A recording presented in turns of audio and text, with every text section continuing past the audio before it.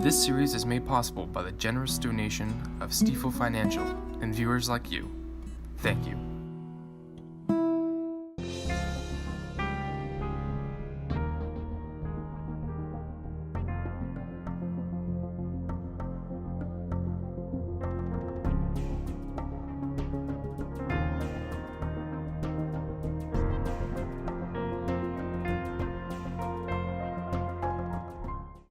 Welcome to Where Do We Go From Here? I'm the host, Lou Sitzer, and I'm with Will Morbeck, who is president of the Nevada Irrigation District Board of Directors.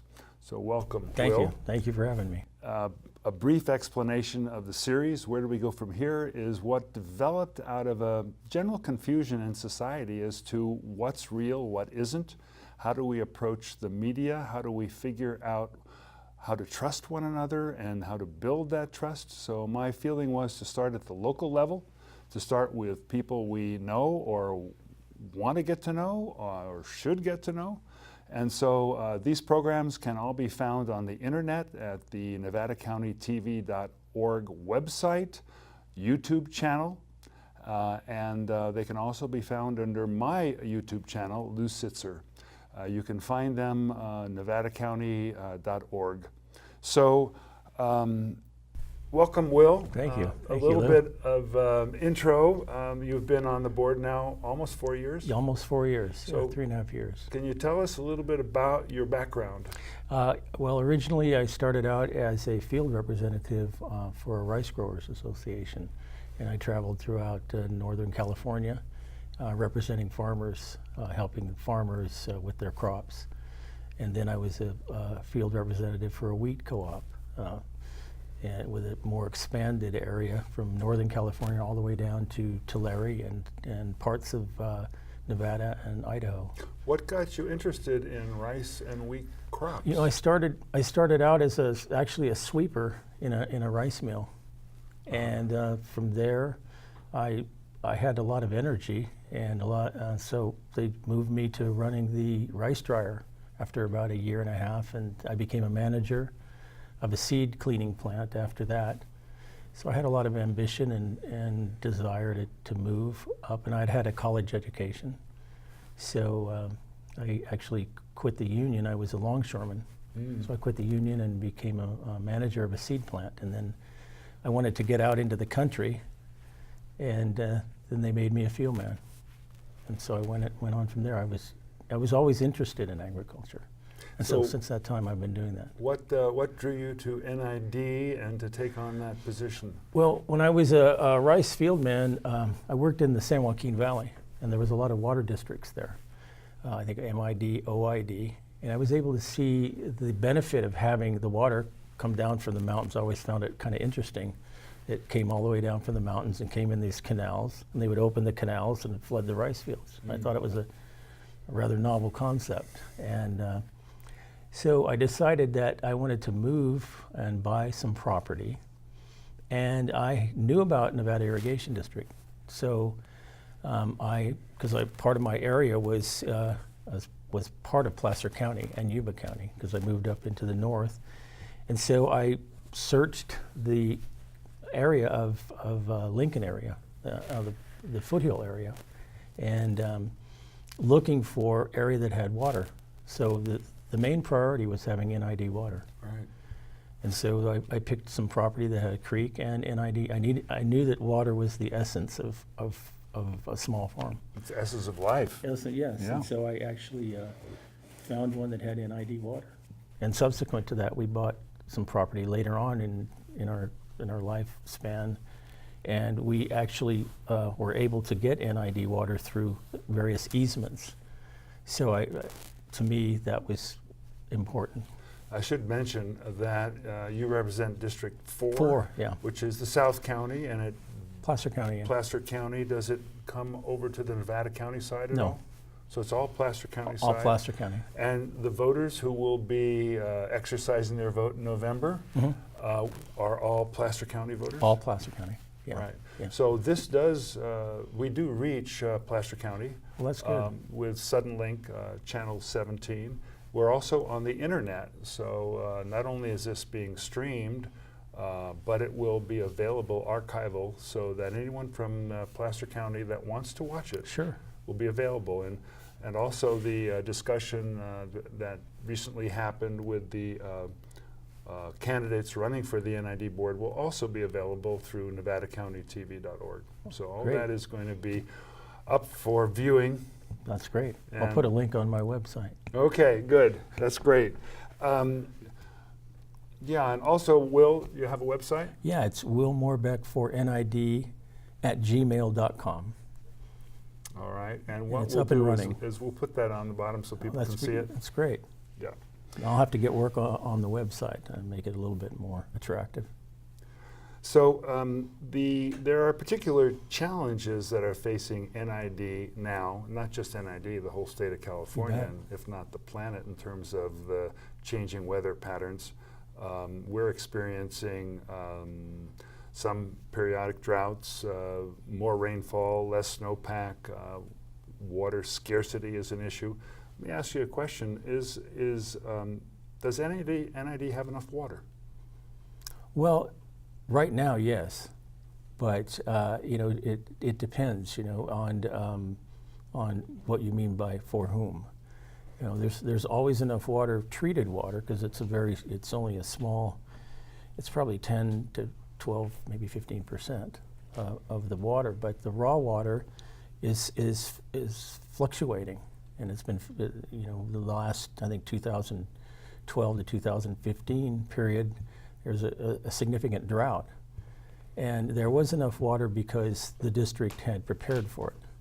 But as time progresses, and climate change takes over, and we have problems with the water getting into the watershed, and the lack of snowpack, and the heavy rains that are coming earlier, and diminishing the snowpack, then we have to look forward. NID has always been a forward-looking organization from when it started, from the 1920s, from when it started, 1966 with the Yuba Bear Project. So you have to look forward. It's part of your responsibility. So right now, yes, but looking at the climate change and the increased population, the NID stands to have issues later on, and they need to address them. We need to address them now.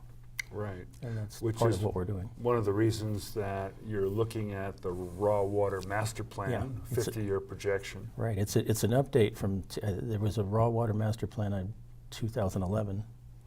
The watershed and the climate's changed. The dynamics have changed. The whole Sierra watershed, has changed, and so the models are showing that there's going to be increased temperatures, like 2 to 4 degrees.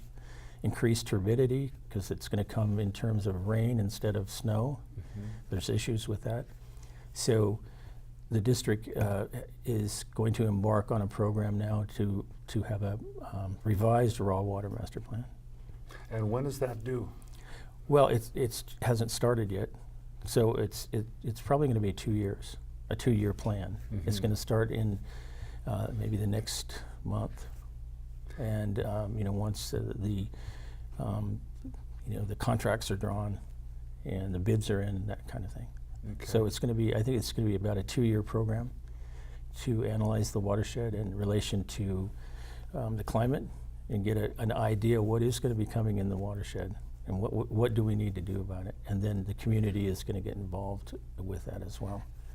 Right, and I assume that anticipating future needs is one of the reasons that the district is interested in building a dam, the possibilities of building a dam.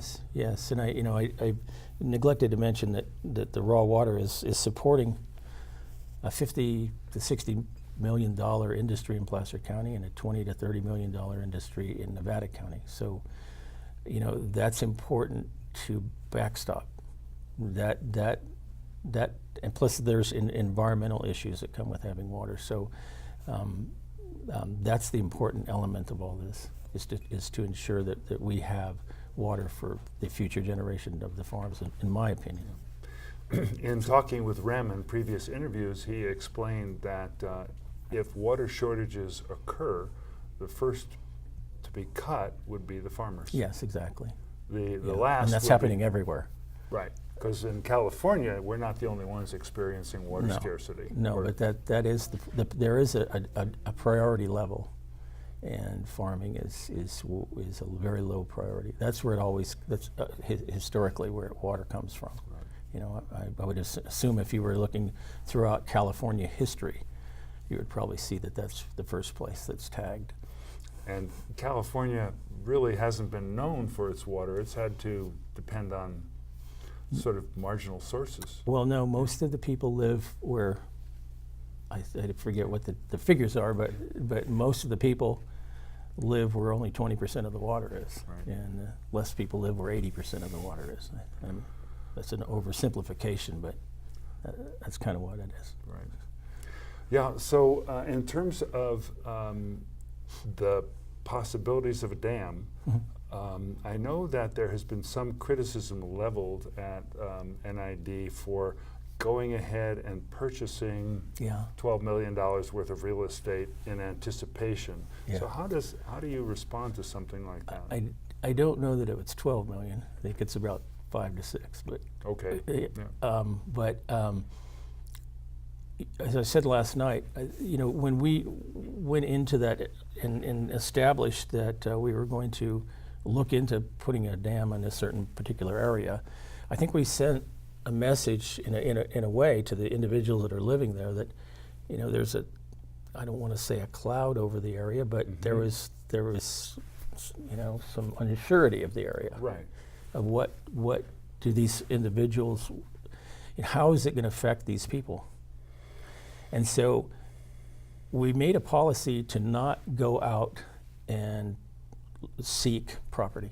Now, NID always historically has bought property when it became available for other reasons, not necessarily for a dam, but for campgrounds or accessory to campgrounds. Recreation. Yeah, recreation or tower areas where they need, you know, or expanding a certain facility. The district has bought property. So the policy became that if someone wanted to sell, then they would come to NID, and then their property would be appropriately appraised. And then they could get their own appraisal, and then there would be a negotiation process, and then they would decide if they wanted to buy it or not. And we were not going to lowball them. We were going to give them the actual value of it. We wanted to treat them fairly. And it was only those individuals that wanted to sell. And there were people that wanted to sell either by coincidence or by design. And you know, some of them, there were some probates. There was some, I believe there was a foreclosure property. We didn't buy it in foreclosure, but there were some of those that were potentially foreclosure. But they would come to us, and then it would only be a willing buyer and a willing seller. And it was well established not to go out and hunt. That was, we felt improper, and we didn't do that. So, and there were some probates, and there were some individuals that wanted to sell and lease back. They needed money, or they just wanted to relax. Wanted to get it over with. Get it? Well, I don't know what their reasoning. So I didn't go into that. But those houses that we purchased are now being rented, and so we are getting revenue from that. And it wasn't, the whole purpose wasn't to get revenue, but we don't want them to just sit there and lay idle. And so there are some people that had sold it that are renting there. So I think there's about 8 or 9 of them. And I think it's around 4 or 5 million, but but it's in that figure. Well, It's a small amount. yeah. Well, good. I think that's. But we wanted to treat them fairly. I mean, that's the way I felt. Yeah. I felt if we turned them down, that you know, it wouldn't be fair to them. That's the way I felt it. And not all of them have gone through. Some of them don't work. They just don't make it. Okay. Prior to the show, we were talking about what is required of a director, and you were explaining some of the jobs. You know, so as you sit on the board, what do you see as the tasks of a director, and how is your time and energy used? I think, I had a history. My last position, I was a manager of a transportation company, and I had never done really that before, but it was a family business that I had helped take over. And so what I had to do is become a jack of all trades. I had to know pretty much a lot about everything. And I think that's kind of what you have to do as a director. You have to be a little bit of an engineer, a little bit of a visionary, a little bit of a researcher. You have to learn budgets, construction, policy, how government operates. If you're in the private sector like myself, you have to learn how government operates, how the bidding process is.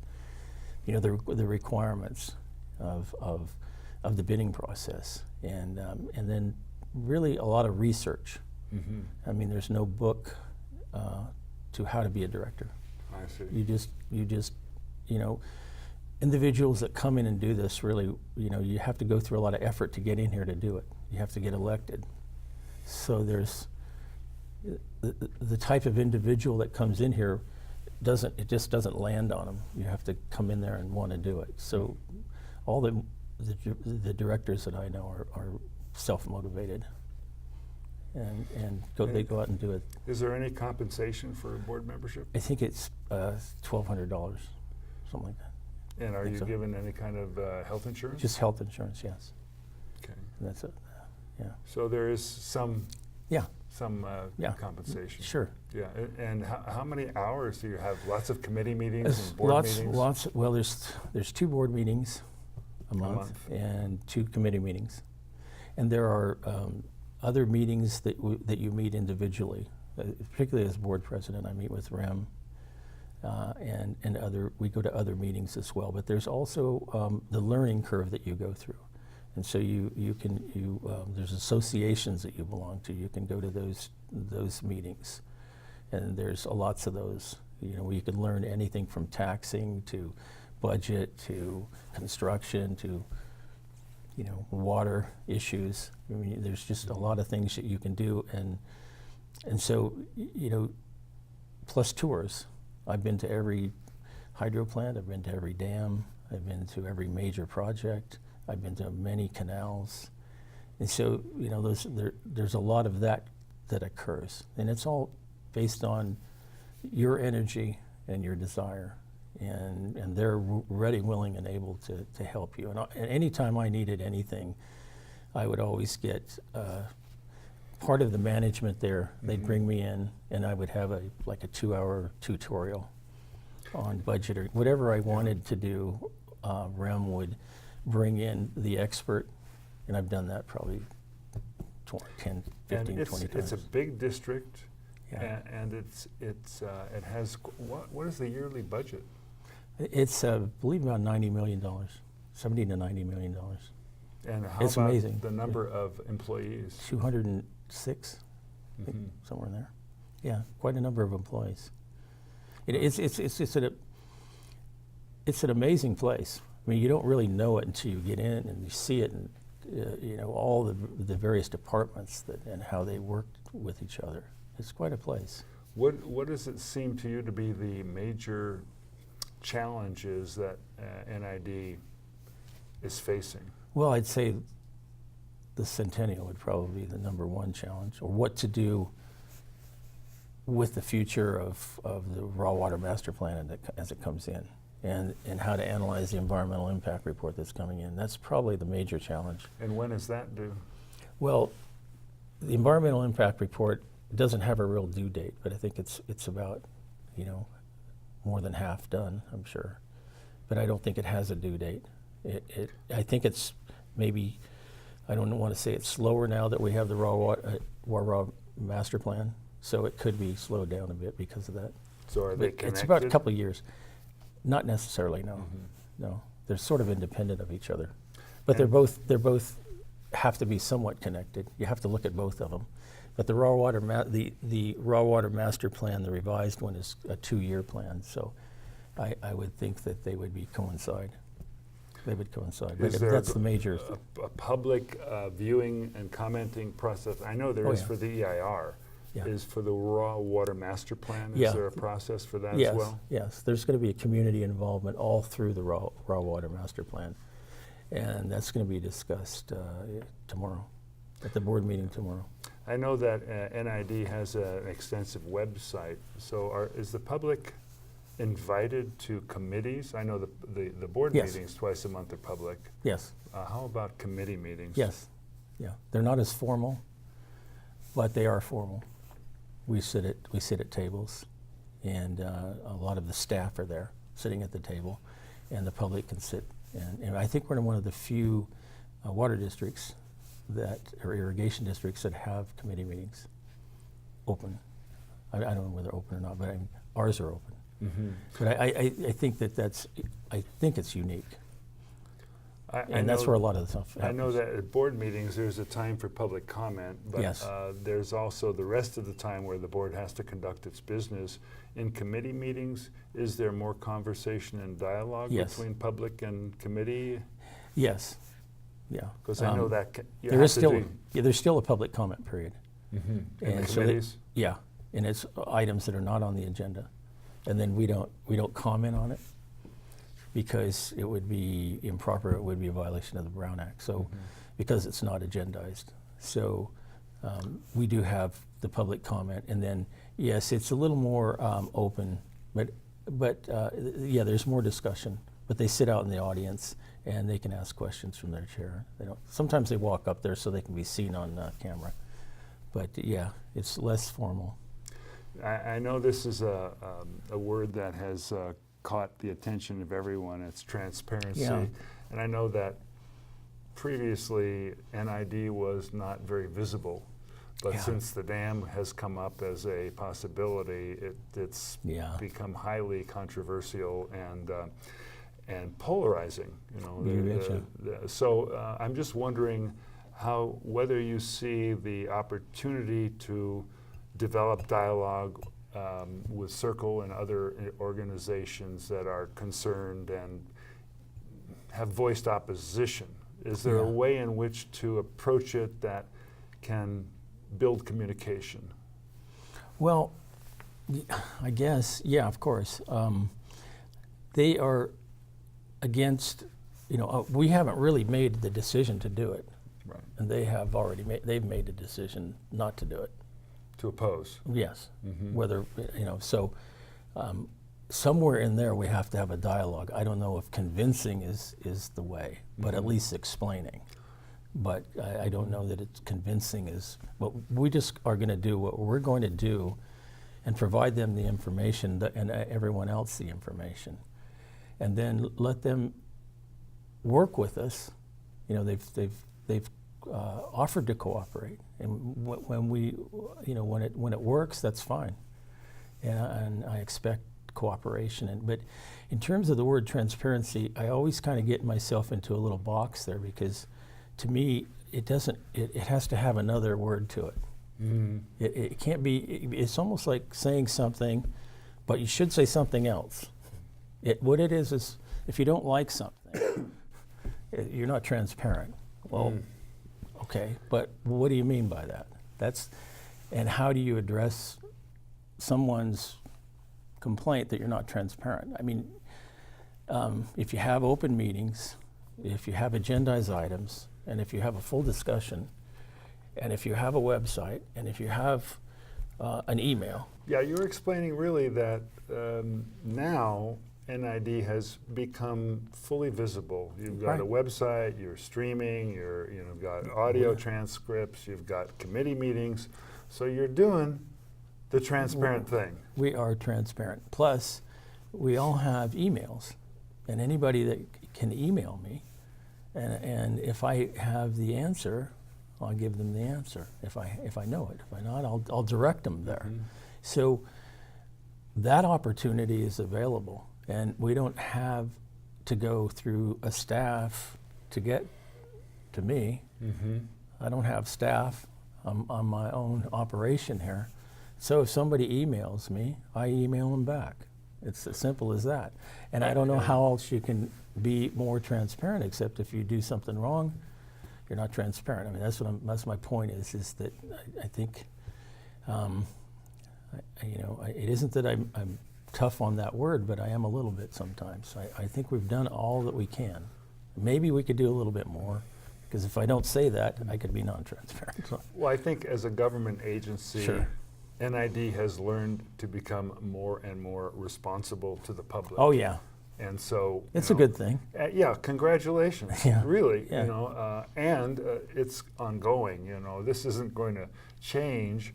I guess what I'm concerned about is I would like to see some kind of spirit of collaboration, and I know that's a tough one. It's a two-way street. I know, and I know it's a tough one.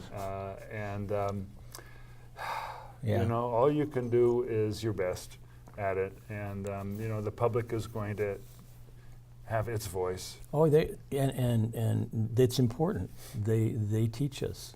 It's a learning experience, Right. and I'm ready, willing, and able to listen to the public. And they have great ideas. You have a great community here of professionals, and they're very knowledgeable, and they're very well respected. So, when they come to the meetings, and they're very involved, and so I listen to them, and they've been always kind. And so I have no problem with that, and with the community involvement, and I'm glad to see it. And so that's why I think we can all move in a direction. We may not agree with all the time, but I think we can agree to disagree at times as well. It's going to happen. Yeah. It's a democracy. I mean, we have to make the decisions. They fall here. And I labor over decisions. Anybody who knows me knows I can spend days thinking about something, and then I come to a decision. So let me ask you about an issue that I think you've discussed in the past, and that is the difficulty of herbicides, such as Roundup, Yeah, it is a tough one. on ditches, because you do need to control growth, yet Roundup has been found to be carcinogenic. Yeah. And as an I'm organic farmer, I'm sensitive to that in many ways. you're an organic farmer, Yeah. I'm an organic farmer, Yeah. we're watering with NID water. Yeah. What does that do to the crops we grow? The studies have shown that they don't find any incidences of that in there, but nevertheless, we're proactive in trying to find alternatives, and we have a maintenance program right now to develop that. A plan that was established early last year, and we implemented that plan at test plots to a demonstration area to try and see if we could alleviate it, and use other methods as well, either with livestock or with steam and cultivation. It's very, the issue what we have is that it can potentially be done with hundreds of people out there with hose. Yeah.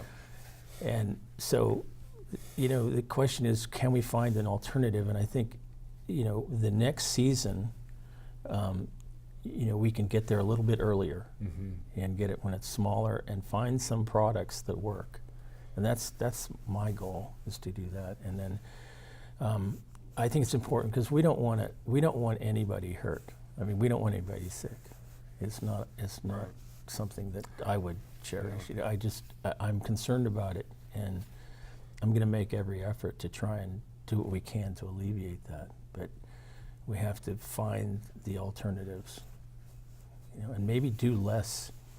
Maybe the places don't have to be as clean. The ditch banks, maybe they don't have to be that clean. Right, or maybe people can take more responsibility for their particular ditch areas. It would be, yeah, that would be nice. I know there's going to be an alternative. Well, we're coming up on November election time. You're running for District 4. Yes. And this program will air and be available on the internet. Anything you'd like to say to the public in terms of? Well, I'm ready to work on the next phase. As I said last night, the district has a history of making the bold decisions from 1917, when it first came into the mind of two individuals, the churches, Mr. and Mrs. Church, Munson and Kate Church. And then in 1921, I believe, is when the Board of Supervisors of Nevada County had a vote for it. And in 23, Placer County had a vote, came into the district, and then in 66 was Yuba Bear. So now we're on the precipice of another decision that has to be made.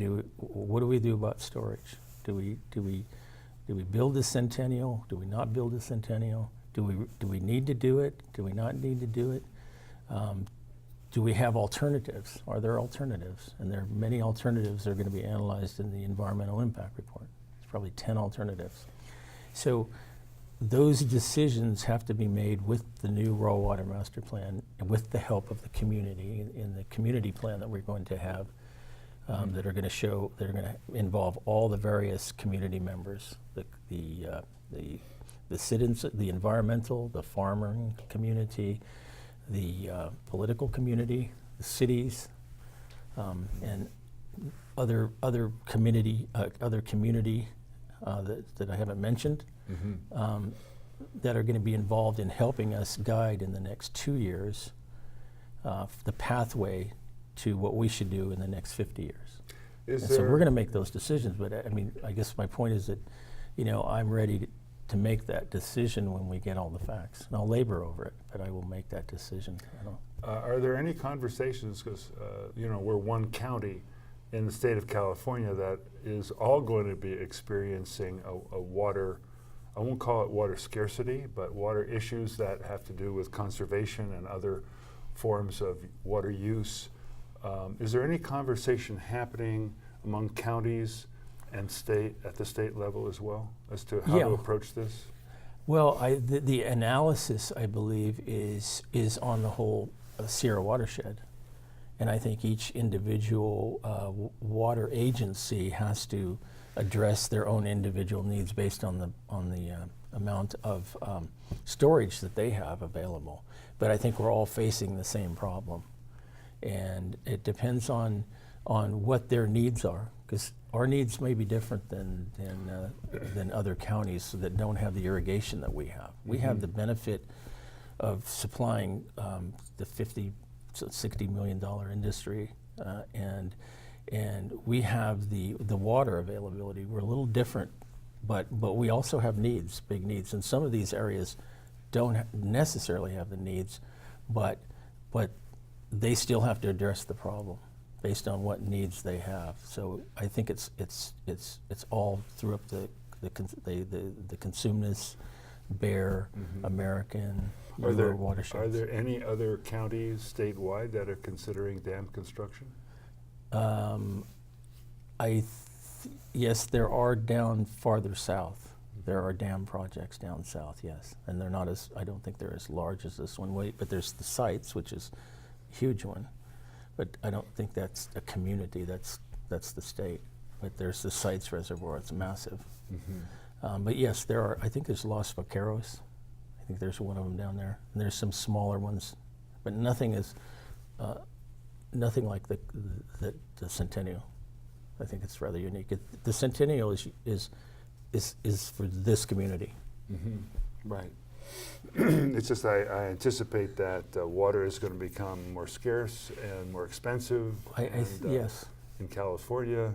Yes. It's going to be major. It already is. I mean, it already is right now. I mean, we could have sold water, in the last couple of years.